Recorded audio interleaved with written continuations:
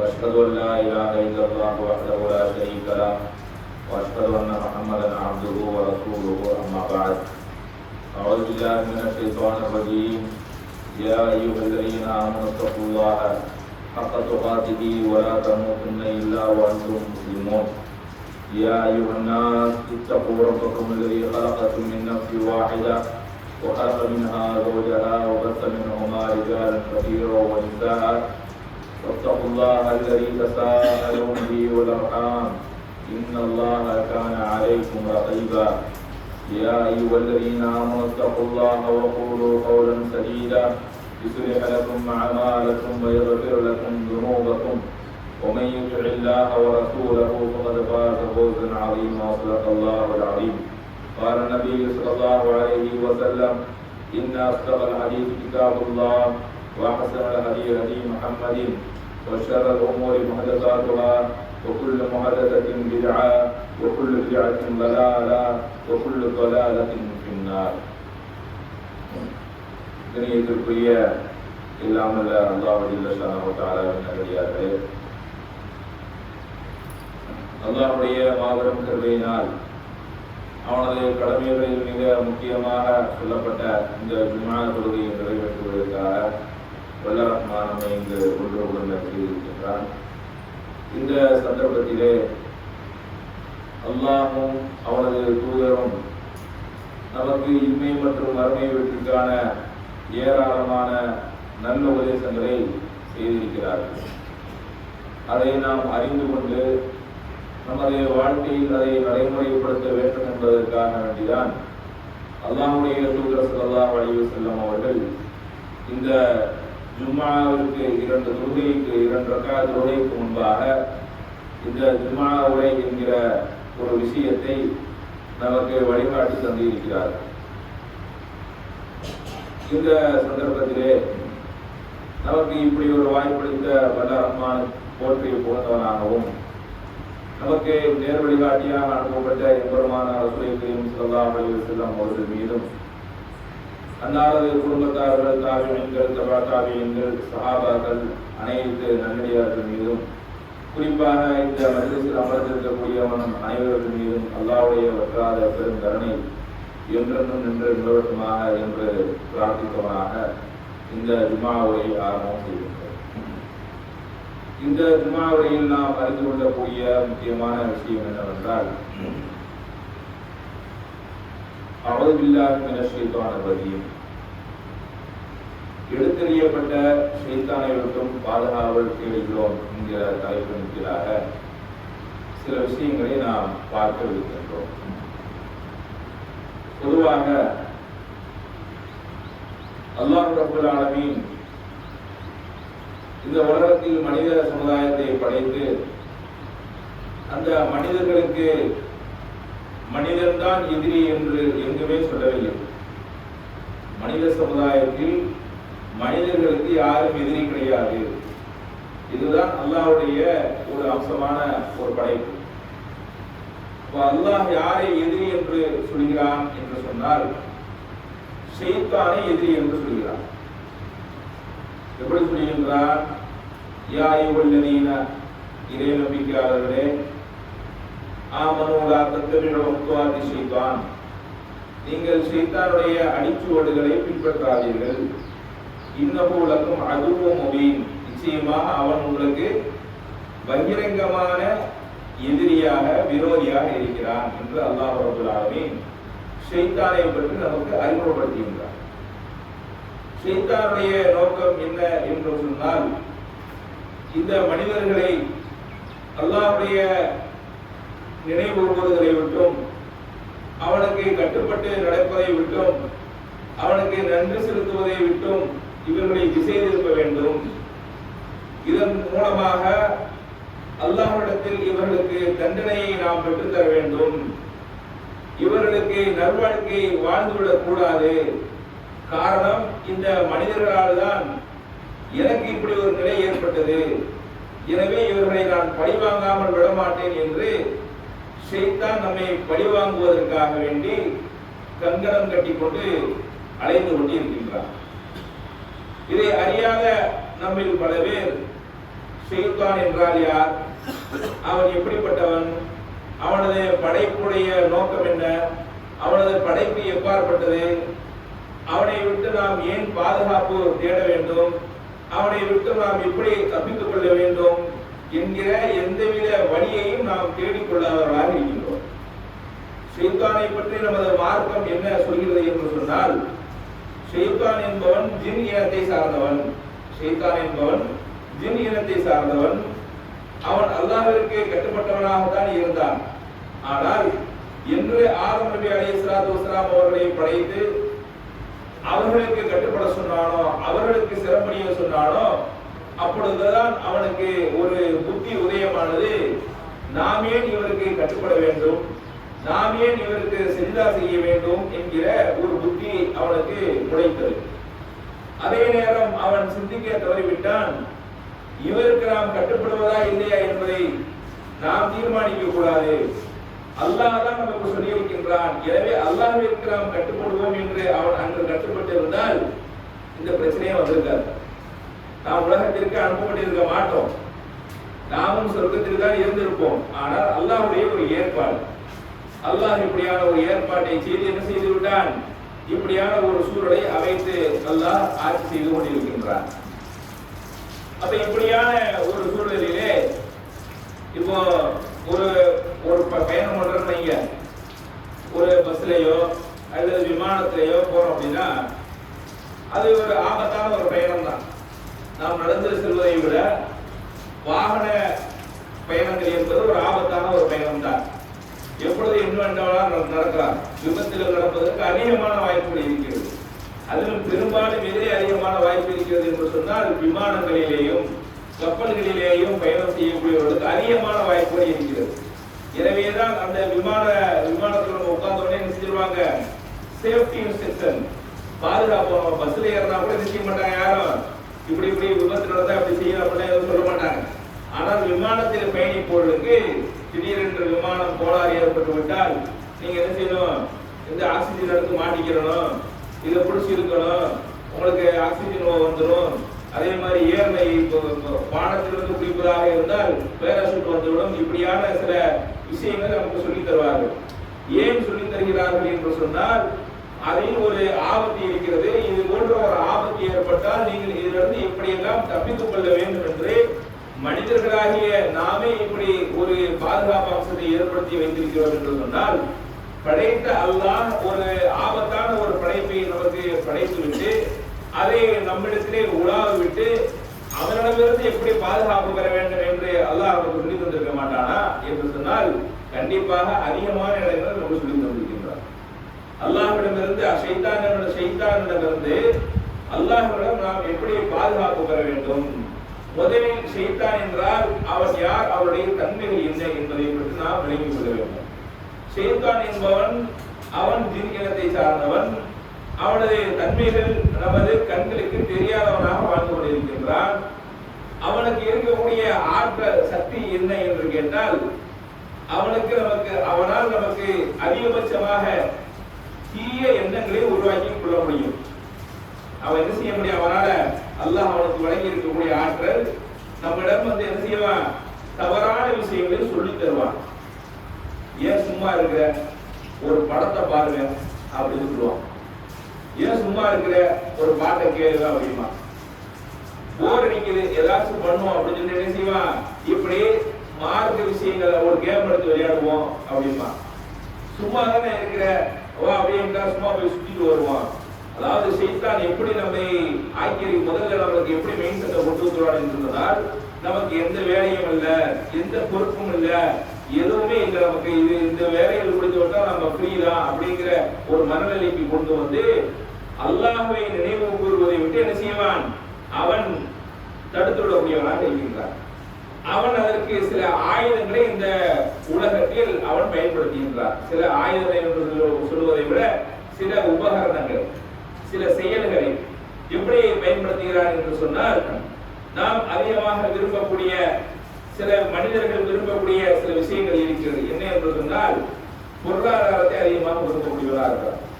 எப்படி பொருளாதாரத்தை நீங்க விரும்புகிறான் என்று சொன்னால், உழைக்காமல் எனக்கு பொருளாதாரம் கிடைக்கணும், சிரமப்படக்கூடாது, உட்கார்ந்த இடத்துல இருக்கணும். எனக்கு கட்டுக்கட்டா என்ன செய்யணும், மனமழை அப்படியே கொட்ட வேண்டும் அப்படின்னு நினைக்கிறான். அதுக்கடுத்து என்ன நினைக்கிறான், அதை வைத்து இந்த உலகத்தில் உள்ள இன்பங்களை நான் அனுபவிக்க வேண்டும். எப்படிப்பட்ட இன்பங்கள்? இன்பங்கள் என்றால் அலாலாக்கப்பட்ட இன்பங்கள் என்று சொன்னால் ஒரு சில விஷயம்தான். என்ன அதிகபட்சமாக சொல்ல வேண்டும் என்று சொன்னால், நல்லா சாப்பிடலாம், நல்ல ஆடை அணிந்து கொள்ளலாம், மனைவி மக்களோட சந்தோஷமாக இருக்கலாம், ஊர் சுற்றி பார்க்கலாம். இதுதான் அதிகபட்சம் ஒரு மனிதன் செய்ய முடியும். ஹலாலான முறையிலே இன்பத்தை கழிக்க வேண்டும் என்றால் இப்படித்தான் இன்பத்தை கழிக்க முடியும். ஆனால் இது மட்டும்தான் இன்பமா என்று கேட்டால் கிடையாது. இந்த உலகத்தில் இன்பம் என்று சொன்னால் போதைக்கு அடிமையாகுவது ஒரு இன்பம், போதை வஸ்துக்களை பயன்படுத்துவது அது ஒரு அலாதியான இன்பம். அதே போன்ற பல பெண்களோடு உறவு வைத்துக் கொள்வது அது ஒரு அலாதியான இன்பம். ஒரு நல்ல ஒரு மனைவி இருந்தாலும் கூட வேறு இன்னும் பல பெண்களோடு என்ன தொடர்புல இருக்கணும், கண்டனை பார்க்கக்கூடிய பெண்களை எல்லாம் என்ன அனுபவிக்க வேண்டும் அப்படிங்கிற ஒரு மனைவியை நிச்சயமா செய்தான் தருவான். அதனாலதான் நீங்க பாருங்க, நல்ல செல்வந்தராக ஆக வேண்டும் என்று சொன்னால் பெண்கள் பின்னாடியும் போதை வஸ்துக்கள் பின்னாடியும் ஓடக்கூடியவனா என்ன செய்கின்றான், இருக்கக்கூடியவனா இருக்கின்றான். அப்ப அதுக்குதான் அவன் என்ன செய்யறான் என்று சொன்னால் அல்லாஹ் ரப்பல் ஆலமீன் சொல்லி காட்டுகின்றான், இன்னமா யுரீது ஷைத்தான் நாடுவதெல்லாம் ஐயுதிஅ பைனகுமுல் அதாவத வல் பக்லா ஃபில் ஹம்ரி வல் மைசிரி. ஷைத்தான் உங்களுக்கு மத்தியிலே பகைமையை ஏற்படுத்துகின்றான். எதை வைத்து ஏற்படுத்துகிறார் என்று சொன்னால் ஃபில் ஹம்ரி, மதுபானத்தை கொண்டு, போதை வஸ்துக்களை கொண்டு உங்களுக்கு மத்தியிலே பகைமையை ஏற்படுத்துகின்றான். ஒரு மைசிரி, சூதாட்டத்தை கொண்டும் உங்களுக்கு மத்தியிலே அவன் பகைமையை வெறுப்பையும் ஏற்படுத்துகின்றான். கொஞ்சம் சுத்தக்கும் அன்பிக்கிறாகி வாணிசலாதி, தொழுகையை விட்டு உங்களை தடுக்கின்றான். அல்லாஹ்வை நினைவு கூறுவதை விட்டு உங்களை தடுக்கின்றான். பகல் அன்று முத்தரோன், நீங்கள் விலகிக் கொள்ள மாட்டீர்களா என்று அல்லாஹ் ரப்பல் ஆலமீன் இப்படிலாம் செய்யறானே, அதை ஷைத்தான் செய்யறதை நீங்க விளங்க மாட்டீர்களா என்று அல்லாஹ் ரப்பல் ஆலமீன் கேட்கிறான். அப்ப ஷைத்தான் எப்படி மக்களை நீங்க பாருங்க, பெரும்பாலான மக்கள் கையில மொபைல் இருக்குது. இன்று இளைஞர்கள் கூட அதிகமா என்ன செய்யறாங்க, ஒரு நேரம் அரசால் தடை செய்யப்பட்ட ஒரு விளையாட்டு இருந்தது. என்ன விளையாட்டு? சூதாட்டம். இப்ப கூட அந்த சூதாட்டம் என்பது தடையிலாம். இப்ப போய் ஏதாவது ஒரு புளியமரத்தை கீழே உட்கார்ந்து இந்த பழைய காலத்து முறைப்படி சீட்டு கட்டு உட்கார்ந்து விளையாண்டான்னு வைங்களேன், போலீஸ் உடனே கைது பண்ணும். ஏன் அப்படின்னா அது தடை. ஆனால் அதே ஒருவன் ஒரு போன்ல விளையாண்டான்னு வைங்களேன், அதுக்கு தடை கிடையாது, அதுக்கு அனுமதி. அதுக்கு சட்டப்பூர்வமாக உயர் நீதிமன்றங்களே இருக்குது, அனுமதி கொடுத்திருக்கு. அதனால ஏற்படக்கூடிய அது எதுக்கு அது விளையாடுறான் என்று சொன்னால் விருப்பப்பட்டு, அதாவது அது எதுக்காக பொருளாதாரத்துக்காக விளையாடுறான். இப்போ ஒரு வேலைக்கு போனோம் என்று சொன்னால் மாசம் ஒரு 20,000, 25,000, 30,000 ஒரு நல்ல வேலைக்கு போனோம்னா ஒரு 50,000 சம்பளம் கிடைக்கிறது இருக்குறீங்க. அதெல்லாம் ஒரு பெரிய விஷயமாக பார்க்கின்றான். அதுக்காக எவ்வளவு நம்மளுடைய எஃபோர்ட் போட வேண்டியது இருக்குது, எவ்வளவு தியாகங்கள் பண்ண வேண்டியது இருக்குது. கரெக்டா டியூட்டிக்கு கிளம்பணும், கரெக்டா டியூட்டியை பார்க்கணும், டியூட்டியை வந்து கரெக்டா வரணும். அதே மாதிரி எவ்வளவோ சொந்த விஷயங்கள் இருந்தாலும் அதையெல்லாம் தவிர்த்து நாம் என்ன செய்யணும், அந்த வேலைக்காக வேண்டி நாம் அதை தியாகம் செய்தால்தான் கொஞ்சம் காசு பணத்தை நம்மால் சம்பாதிக்க முடியும். ஆனால் இந்த சூதாட்டம் என்பது எப்படி, ஒண்ணுமே செய்ய தேவையில்லை. வீட்டுல உட்காந்துக்கிற வேண்டியதான், போன்ல உட்காந்து என்ன செய்யறான், வெறும் 59 ரூபாய் கட்டுங்க போதும். அது எப்படி இருக்கிறது என்று சொன்னால் குறைவான அமௌண்ட் கட்டுறது. இன்னைக்கு கணக்குப்படி சொல்றாங்க, சூதாட்டம் நடத்தக்கூடிய நிறுவனங்கள் ஒரு நாளை 6,000, ஒரு நாளைக்கு மட்டும் அவருடைய இன்கம் எவ்வளவு அப்படின்னா 6,000 கோடி ரூபாய் என்ன செய்யற சம்பாதிக்கிறான் ஒரு நாளைக்கு. எப்படி சம்பாதிக்கிறாங்க? நீங்க பெரும்பாலான பசங்கள்கிட்ட இருக்கக்கூடிய விஷயம், பெரும்பாலான பெற்றோர்கள் என்ன செய்யறாங்க, பிள்ளைகிட்ட போனை கையில் கொடுத்துறாங்க. அவங்க நினைச்சுட்டு இருக்கிறாங்க ஏதோ வீடியோ கேம் விளையாண்டு. வீடியோ கேம் விளையாடுறதுனா ஒரு பருவம் தான். இப்ப நீங்க வீடியோ கேம் விளையாடுவதை தாண்டி என்ன போயிருச்சு என்று சொன்னால் பொருளாதாரத்திற்கு என்ன செய்வது என்று சொன்னால் அவன் என்ன செய்யறான், அவருடைய அப்பா அம்மாவுடைய அக்கௌண்ட இவருடைய அக்கௌண்ட ஜாயின் பண்ணிக்கிறான், அல்லது அவருடைய அக்கௌண்ட் நம்பரை இவன் தெரிஞ்சு வச்சுக்கிறான். தெரிஞ்சு வச்சுட்டு அதன் மூலமா என்ன செய்யறான், 59 ரூபா தர, 69 ரூபா தர என்று அதை அவன் அப்படியே கட்டி அதையெல்லாம் என்ன செய்யறான் என்று சொன்னால் அதை கட்டி அதை விளையாடக்கூடியவனாக இருக்கிறான். அவன் என்ன நினைக்கிறான் என்று சொன்னால், நமக்கு 59 ரூபாய், இந்த 60 ரூபாய் தோற்று விட்டால் கூட பரவாயில்லை, ஆனால் நமக்கு கிடைத்தால் பெரிய லாபம் தானே. கிடைத்தால் நமக்கு 10,000 கிடைக்கும், 50,000 கிடைக்கும், 1,00,000 கிடைக்கும். விட்ட பணத்தை ஒரே நேரத்தில் எடுத்துடலாம் தானே அப்படி என்ன செய்யறான். இன்னைக்கு இளைஞர்களுக்கு மத்தியிலே இந்த சூதாட்டம் என்பது ரொம்ப சர்வசாதாரணமாக பரவி கொண்டிருக்கிறது. இதுல விளையாடுறவன் என்ன செய்யறான் என்று சொன்னால் அல்லாஹ்வுடைய அந்த முதல்ல அந்த தடையை என்ன செஞ்சிடறான், மீறிடுறான். எப்படி மீறுறான்? அல்லாஹ் என்ன சொல்றான்? சூதாட்டத்தை தடை செய்திருக்கின்றான். சூதாட்டத்தை தடை செய்த ஒரே மார்க்கம் இதுதான், இஸ்லாமிய மார்க்கம் தான். வேற எந்த சித்தாந்தத்திலேயாவது இருக்கா சூதாட்டம் விளையாடக்கூடாது என்று எந்த சித்தாந்தத்திலேயாவது இருக்கா? கிடையாது. இஸ்லாம் தான் சூதாட்டத்தை தடை செய்திருக்கிறது. அடுத்த உழைப்பு இல்லாமல் சும்மா லேசா வர்ற இந்த பொருளாதாரத்தை நினைச்சதில் இஸ்லாம் ஒருபோதும் அங்கீகரிப்பது கிடையாது. அதனால ஏன் பல பேர் பாதிக்கப்படுறான். எவனுக்காச்சும் ஒருத்தங்க என்ன செய்யும், 50,000 ரூபாய் விடுவான். ஆனா இந்த 50,000 ரூபாய் அவன் கம்பெனில இருந்து கொடுப்பான், கொடுக்க மாட்டான். எப்படி கொடுப்பான்? அந்த 50,000 ரூபாயை இந்த 500 பேருக்கு 1000 பேருக்கு நினைச்சிருப்பான், வசூல் பண்ணியிருப்பான்.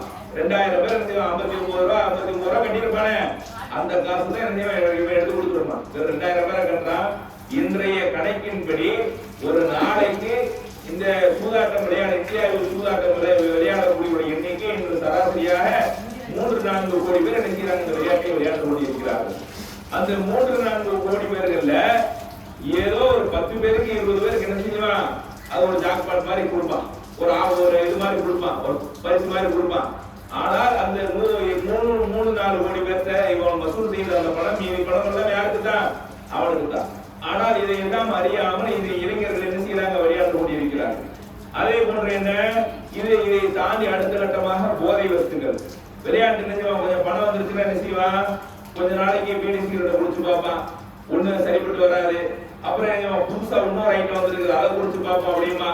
அதுல என்ன செய்வான், அதுலயே அவன் நிவர்த்தி அடையாம அதுக்கு அடுத்து வேற என்ன இருக்குது, போதையின் உச்சத்துக்கு கொண்டு போனா எந்த மாதிரியான வஸ்துக்களை எல்லாம் சாப்பிடலாம் அப்படின்னு கடைசியில அவனது வாழ்க்கையை நாசமாக்கக்கூடிய ஒரு வேலைகளை இன்று சர்வசாதாரணமா செய்து கொண்டிருக்கிறானா இல்லையா? அப்போ அந்த மாதிரியான ஒரு கேடுகட்ட நிலைமையை ஷைத்தான் ஏற்படுத்துகிறார் என்று சொன்னால் அதை அல்லாஹ்வும் நமக்கு என்ன சொல்லி இருக்கிறான். ஷைத்தான் இந்த 2 விஷயத்தை வச்சுதான் வருவான். சூதாட்டத்தை வைத்து வருவான், போதை வஸ்துக்களை வச்சு உங்களை என்ன செஞ்சிருவான், அல்லாஹ்வுடைய நினைவை விட்டு உங்களை தடுத்து விடுவான் அப்படின்னு. சரி, இதிலிருந்து நாம் எப்படி எல்லாம் தப்பித்துக் கொள்வது, நாம் எப்படி இதிலிருந்து நாம் மீண்டு கொள்வது என்று சொன்னால் அல்லாஹ்விடம் தான் பாதுகாப்பு தேவை. இறையச்சமுடையவர்கள் என்ன செய்வாங்க, முதலில் தொழுகையை பேணி கொள்வார்கள்.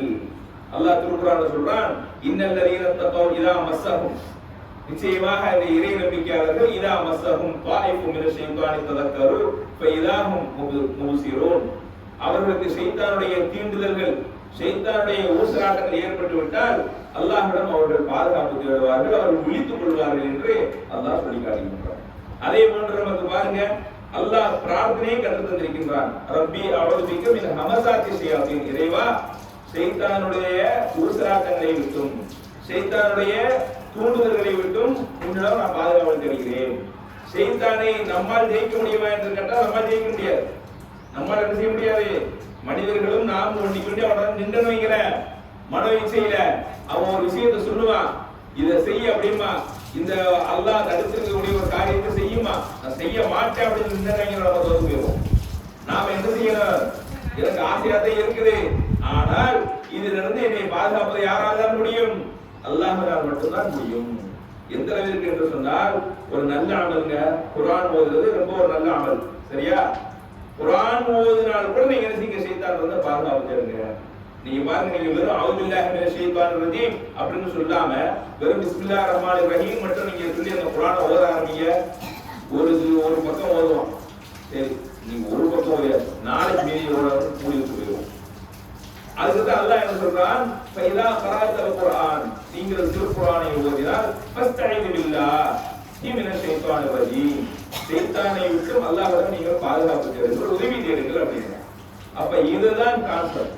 இதற்கு உதாரணத்திற்கு ஒரு விஷயம் சொல்ல வேண்டும் என்று சொன்னால், இப்ப ஒரு ஆட்டு மந்தை இருக்கு. ஒரு ஆட்டு மந்தை தெரியுதுல, ஆடு மேய்ப்பாங்கல்ல, ஒரு 100-200 ஆடு வச்சிருப்பாங்க. அவங்க அப்படியே மேய்ச்சிட்டு நினைச்சிருவாங்க. நைட் நேரத்துல ஒரு வலையை சுத்தி வலையை அடிச்சு அந்த 100-200 ஆட்டையும் அந்த வலையக்குள்ள வச்சிருப்பாங்க. அதுக்கு காவல் யார் இருப்பாங்க, ஒரு நாய் இருக்கும், ஒரே ஒரு நாய் இருக்கும். அது என்ன செய்யும், யாரேனும் தெரியாதவர்களாகவோ அல்லது யாராச்சும் ஒரு ஆள் இரவு நேரத்துல ஏதாவது நேரத்துல போனீங்களே அந்த நாயை குறைச்சிட்டே இருக்கு. அந்த நாயை நீங்க விரட்டு நினைச்சீங்கன்னா அது வந்து நம்மளை வந்து கடத்தி விட்டுரும்.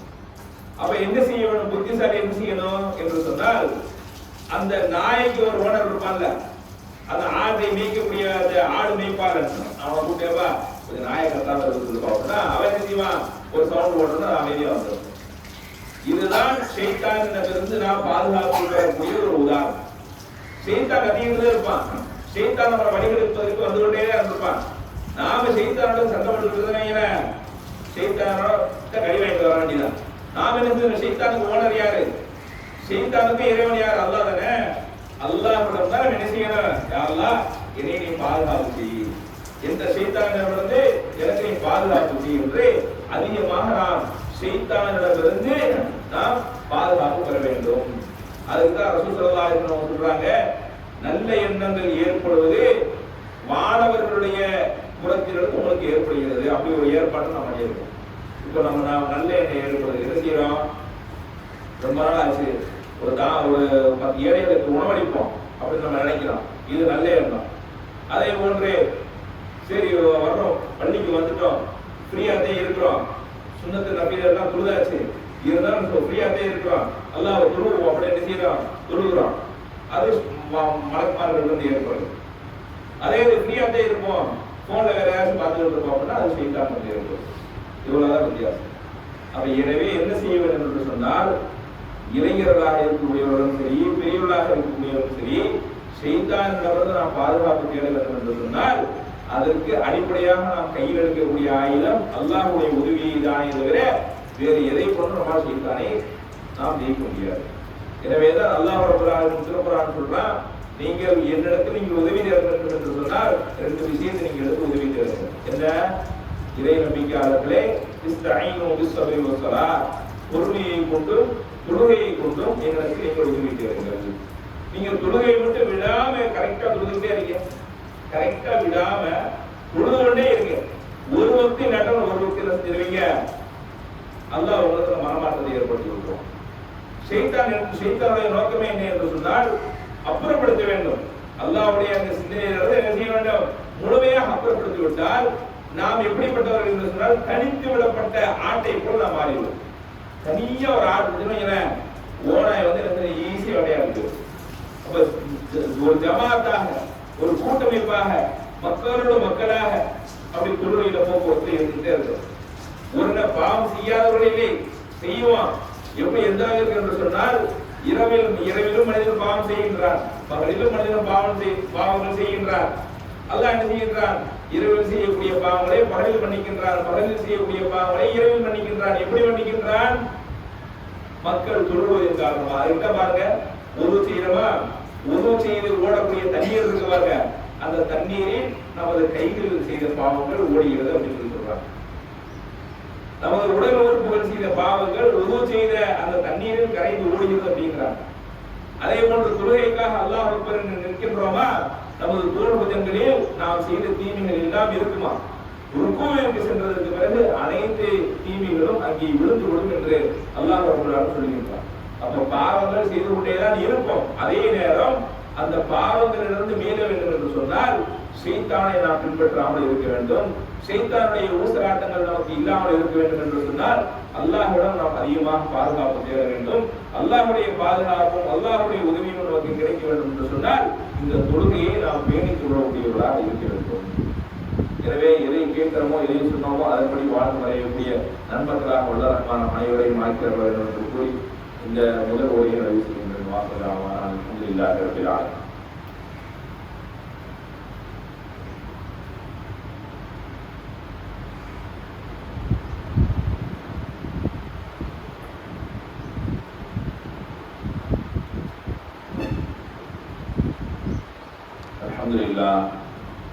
அல்ஹம்துலில்லாஹி வஹ்தஹு வஸ்ஸலாத்து வஸ்ஸலாமு அலா மன் லா நபிய்ய பஅதஹு. கண்ணியத்திற்குரிய எல்லாம் வல்ல அல்லாஹ் ஜல்லல்லாஹு தஆலா நல்லடியார்களே, ஷைத்தான் என்றால் யார், ஷைத்தானுடைய வேலைகள் என்ன, அவனிடமிருந்து நாம் பாதுகாப்பு பெறுவது எப்படி என்ற விஷயங்களை எல்லாம் நாம் முதல் உரையில் அறிந்து கொண்டோம். அதே நேரம் நபிகள் நாயகம் ஸல்லல்லாஹு அலைஹி வஸல்லம் அவர்கள் ஷைத்தானை பற்றி அவர்கள் எந்த மாதிரியான தற்காப்பு விஷயங்களை அவர்கள் கையாண்டு கொண்டார்கள் என்று சொன்னால், அவர்களும் பிரார்த்தனையைத்தான் அதிகமாக கையாண்டார்கள். அவர்கள் என்ன செஞ்சாங்க? அல்லாஹ்வுடைய தூதரும் பிரார்த்தனையின் மூலமாகத்தான், அல்லாஹ்விடம் துஆ செய்வதன் மூலமாகத்தான் அதிகமாக அவர்கள் கையாண்டார்கள். எப்படி அவர்கள் அதிகம் செய்த பிரார்த்தனை என்ன என்று கேட்டால், அல்லாஹும்ம யா முகல்லிபல் குலூப், உள்ளங்களை புரட்டக்கூடியவனே, தப்பித்த கல்வியை அலா எனது உள்ளத்தை உனது மார்க்கத்தின் மீது நிலைப்படுத்தி வைப்பாயாக அப்படிங்கிற துவா. இந்த துவாவை அதிகம் நபிகள் நாயகம் ஸல்லல்லாஹு அலைஹி வஸல்லம் அவர்கள் நமக்கு கற்று தந்து இருக்கிறார்கள். எனவே இது போன்ற துவாக்களை நாம் என்ன செய்ய வேண்டும்? அதிகமாக நாம் ஓதிக்கொள்ள வேண்டும். அதே போன்று ஒரு மனிதன் இரவு நேரத்தில் தூங்கு செல்லும் பொழுது யார் ஒருவர் ஆயத்துல் குர்சி என்கிற அந்த வசனத்தை ஓதிவிட்டு படுத்து செல்கிறாரோ அவருக்கு ஷைத்தானிடமிருந்து பாதுகாப்பு கிடைக்கும். அதே நேரம் விடிய விடிய நமக்கு தலைமாட்டு வரையிலே வானவர்களுடைய பாதுகாப்பு, வானவர்கள் நமக்கு பாதுகாப்பாக இருப்பார்கள் என்று நபிகள் நாயகம் ஸல்லல்லாஹு அலைஹி வஸல்லம் அவர்கள் நமக்கு சொல்லி தந்து இருக்கிறார். எனவே இது போன்ற விஷயங்களை நாம் தெரிந்து வைத்துக் கொள்ள வேண்டும். அப்ப இதில் கூடுதலாக நாம் ஒரு விஷயத்தை தெரிந்து கொள்ள வேண்டும் என்று சொன்னால், இப்ப ஷைத்தான் என்று சொன்னால் சில பேர் என்ன செய்வாங்க? மனநலம் பாதிக்கப்பட்டவர்களை என்ன செய்வாங்க? பிடிக்க வந்து இவருக்கு பேய் பிடிச்சிருக்கு, ஷைத்தான் இவர் மேல இறங்கிட்டான் அப்படின்னு சொல்லி அதை ஓதி பார்க்கிறது, அப்படியான சில விஷயங்களை எல்லாம் செய்வாங்க. இது மார்க்கத்தில் இருக்கிறதா என்று கேட்டால் அப்படி என்பது கிடையாது. ஷைத்தான் என்பவனுக்கு என்ன அதிகபட்ச வேலை, அவனால் என்ன ஆற்றல் இருக்கிறது என்று சொன்னால், நமது உள்ளங்களில் தீய எண்ணங்களை ஏற்படுத்த முடியும். அவ்வளவுதான். நமது உள்ளங்களை என்ன செய்வான்? நாம தான் செய்ய போறோம். அவன் நம்ம என்ன செய்ய, நம்ம கையை தூக்க மாட்டான். அவன் நம்ம கையை தூக்க மாட்டான். அவன் நம்மளுக்கு இந்த கையை தூக்கம் சொல்லிக் கொடுப்பான். இந்த தீயரின் பக்கம் உனது கையை கொண்டு போன்னு சொல்லிக் கொடுப்பான். நம்ம கையை என்ன செய்வான்? நாம கொண்டு போவோம். அவன் சொல்ல கேட்டு நாம கொண்டு போவோம். அதுக்குதான் அவன் என்ன சொல்றான் என்று சொன்னால், மறுமை நாள்ல அல்லாஹ்விடத்திலே, நாளை மறுமை நாளிலே இந்த அல்லாஹ்வுக்கு ஷைத்தான், நான் அல்லாஹ் 3 பேரும் இருப்போம். அப்ப ஷைத்தான் சொல்லுவான், என்ன சொல்லுவான்? பால ஷைத்தான் சொல்லுவானா, லம்மா புதிய நரகத்தில் இருக்க ஷைத்தானை யாரெல்லாம் பின்பற்றினார்களோ அவங்க நரகத்தில் இருப்பாங்கல்ல, அவர்களை பார்த்து சொல்லுவாங்க, கால ஷைத்தான் கூறுவான், லம்மா புதிய அம்ரு, என்னுடைய காரியம் முடிவடைந்து விட்டது. இன்னல்லாஹ் வஅதக்கும் வஅதல் ஹக், அல்லாஹ் உங்களுக்கு அளித்த வாக்குறுதி அவன் நிறைவேற்றி விட்டான். நான் உங்களுக்கு அளித்த வாக்குறுதியை விட்டும் பஹ்ரத்தும்பி, நான் மாறு செய்து விட்டேன் உங்களுக்கு. ஒமா கானி அலைக்கும் மின் சுல்தான், ஒமா கானி அலைக்கும் மின் சுல்தான், உங்களிடத்திலே எனக்கு எந்த அதிகாரமும் இல்லை. உங்களை வச்சு உங்களுக்கு மேல என்ன செய்ய முடியாது, எந்த ஒரு ஆளுமையும் செலுத்த முடியாது அப்படின்னு சொல்லிட்டு அல்லாஹ் ரப்பல் ஆலமீன் சொல்லுகிறான், யார் உன்னை பின்பற்றுகிறார்களோ, யார் உனது பேச்சை கேட்கிறார்களோ அவர்களை உனக்கு சகோதரனாக நான் ஆக்கி விடுவேன்.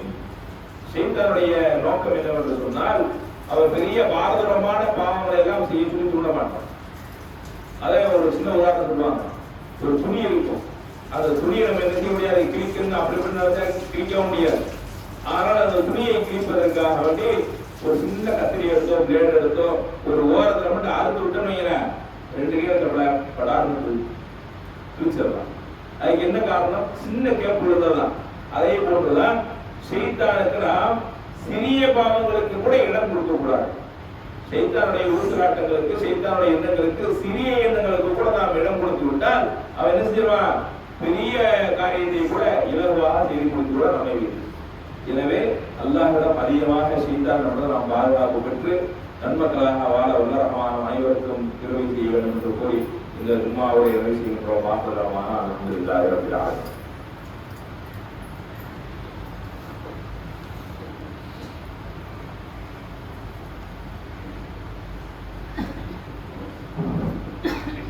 Allahu Akbar, Allahu Akbar, asyhadu an la ilaha illallah, asyhadu anna Muhammadar Rasulullah, hayya 'alal salah, hayya 'alal falah, qad qamatis salah, qad qamatis salah. Allahu Akbar, Allahu Akbar, la ilaha illallah.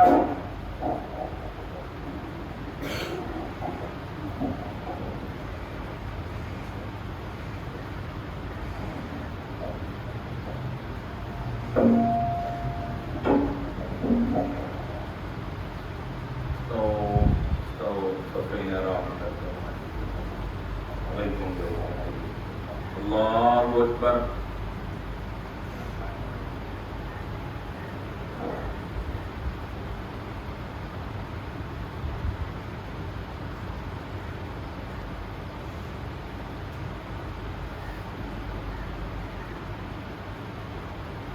الحمد لله رب العالمين الرحمن الرحيم مالك يوم الدين إياك نعبد وإياك نستعين اهدنا الصراط المستقيم صراط الذين أنعمت عليهم غير المغضوب عليهم ولا الضالين.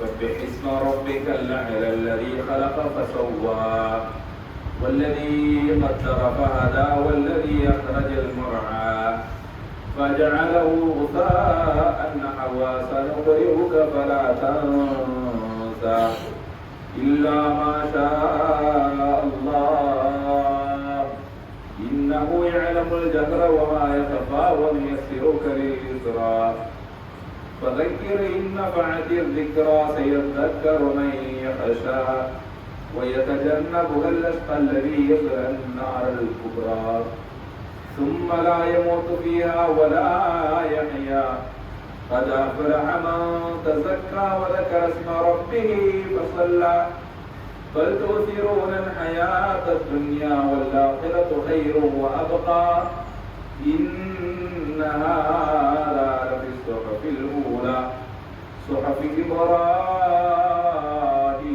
وموسى. الله أكبر.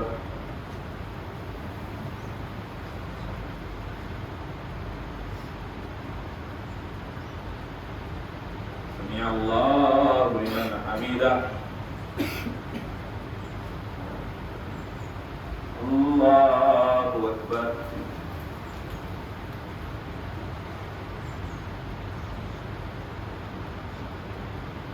الله أكبر.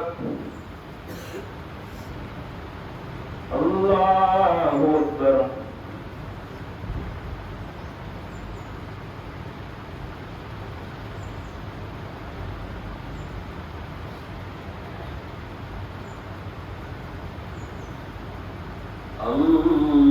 الله أكبر. الحمد لله رب العالمين الرحمن الرحيم مالك يوم الدين إياك نعبد وإياك نستعين اهدنا الصراط المستقيم صراط الذين أنعمت عليهم غير المغضوب عليهم ولا الضالين.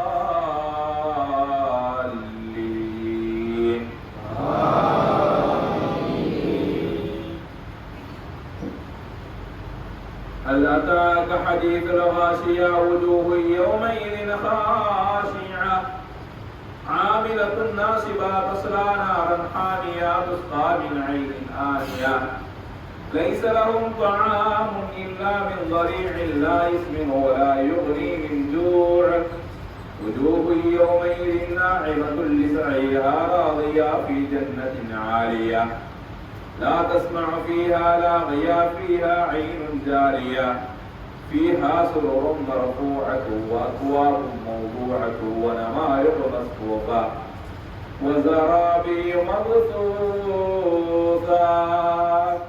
أفلا ينظرون إلى الإبل كيف خلقت وإلى السماء كيف رفعت وإلى الجبال كيف نصبت وإلى الأرض كيف سطحت فذكر إنما أنت مذكر لست عليهم بمسيطر إلا من تولى وكفر يعذبه الله العذاب الأكبر إن إلينا إيابهم ثم إن علينا حسابهم الله أكبر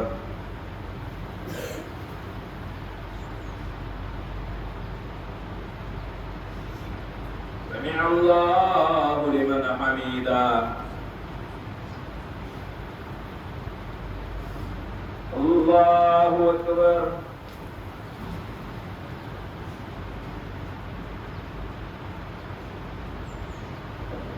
الله أكبر الله أكبر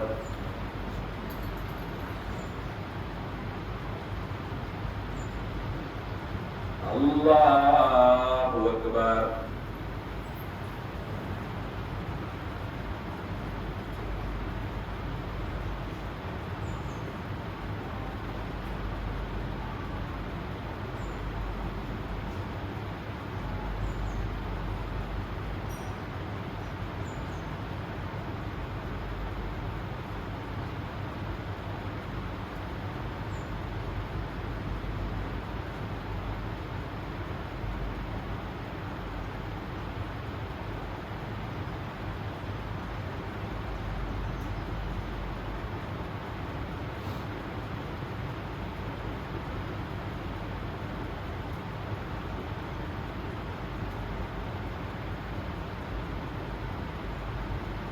السلام عليكم ورحمة الله.